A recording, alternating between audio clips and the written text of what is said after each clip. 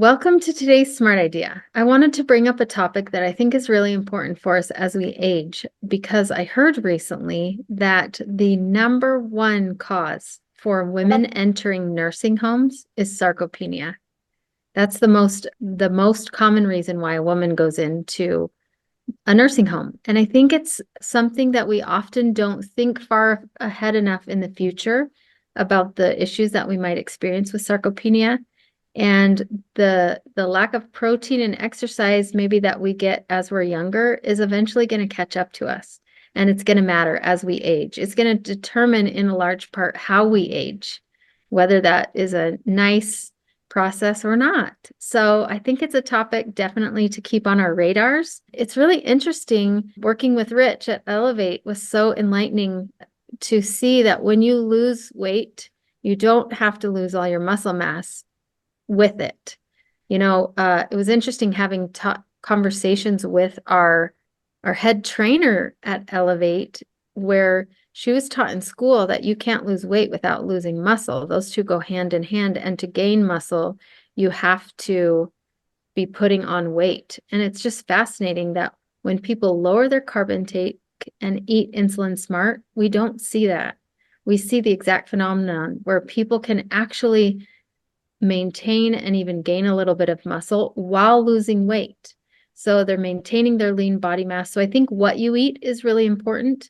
Making sure you're prioritizing protein. We know those protein needs go up as we age. So getting good at eating protein, finding sources that you like and are easy to include in your diet is just really key. Then making sure you're doing some kind of strength training, working those muscles, kind of breaking them down so that they can be built up. And then we've also talked about creatine as a great thing to add supplement-wise. So any other thoughts from you guys about sarcopenia?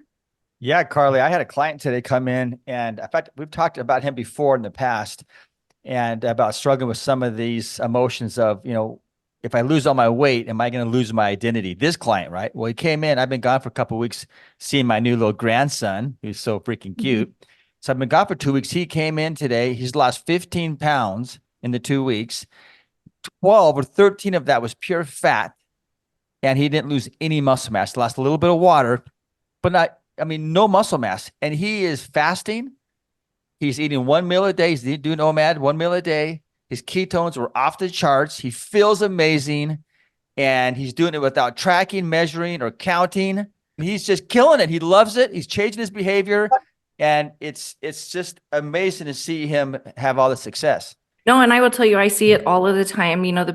It's funny how it seems like our primary audience is middle-aged or menopausal aged women who are coming to us saying, I just got to lose weight. There's something I've got to do to lose weight. And I, especially with the Ozempic stuff, say, do not consider that, because your love handles is certainly not a good trade-off for sarcopenia, and like Carlie said, a really potentially dreadful end of life period. And so really focusing on that. I like to tell people, I had someone the other day and they're like, I just hate to lift. I hate to lift. We don't have to lift. You can do body weight resistance exercise. You can do it twice a week, as long as you're doing full body exercise with really good, what's the word I'm looking for? Form, then you'll be just fine. There is a way that you can do it that is going to be pleasurable one way or another. We'll figure it out, but don't let the dislike of doing it be your excuse to have that problem with health span because of sarcopenia. So.